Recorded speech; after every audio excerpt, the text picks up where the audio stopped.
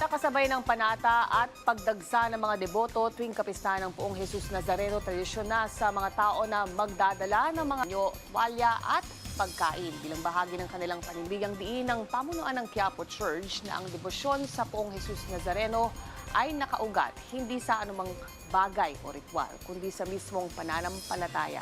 Ang detalye, Osorio.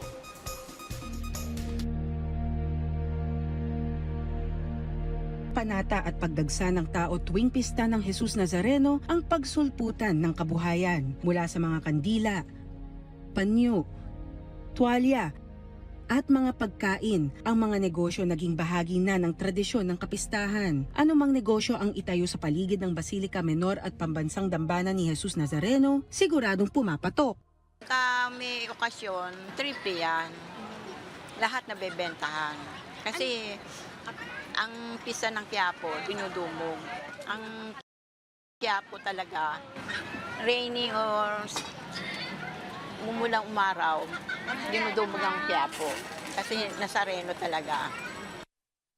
Kasi nagiging sales, ang dami kasi namin.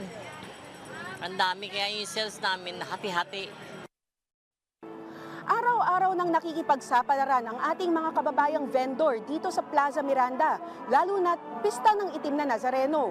Pero sa kabila ng pagkain, tuwalya at kandila para sa pananalig ng ating mga deboto, mayroong ekonomiyang makaluma, hindi tradisyonal at hindi pangkaraniwan. Isa sa pinakamatagal at pinakakontrobersyal na bahagi ng Quiapo ang bentahan ng mga anting-anting. Hindi ito basta souvenir. Dahil para sa mga nagtitinda nito, simbolo ito ng proteksyon laban sa sakit, malas o panganib na hindi nakikita. Gaya na lamang ni Mar Navarro na 40 taon nang nagbebenta ng mayroong medalya, agimat at mga gamit na may partikular na layunin depende sa pangangailangan ng bumibili. Ayan, ibinibigay namin sa kanilang proseso. Mayroon dasal niyan. Every medal ay may kanya-kanyang dasal yan.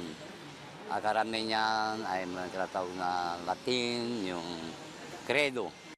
Pero para sa pamunuan ng Quiapo Church, ang debosyon sa Poong Jesus Nazareno ay nakaugat hindi sa anumang bagay o ritual, kundi sa malalim na pananampalataya. Ito po ay lagi na nating sinasabi at ito po ay ating tinututulan na isa lang po ang kapangyarihang nakapaloob at sinasaad sa ating ebanghelyo, sa ating banal na kasulatan. At yan ay ang kapangyarihan ng ating Diyos. Dagdag ni Father Arellano, maaring nag-ugat ang paggamit ng anting-anting mula sa impluwensya ng mga dayuhang sumakop sa bansa ang kani-kanilang paniniwala, ritual at simbolo. Ngunit sa paglipas ng panahon, humalo ito sa relihiyon at bumuo ng isang kulturang sabay na lokal at hiniram. Wala sa anumang bagay makukuha ang wagas na biyaya, gamot sa sakit o depensa laban sa kapahamakan. Mabisang sandata pa rin ang kabutihan sa kapwa, lakipan ng taimtim na panalangin at tibayan ang pananampalataya sa dakilang lumikha. Denise Osorio para sa Pambansang TV sa Bagong Pilipinas.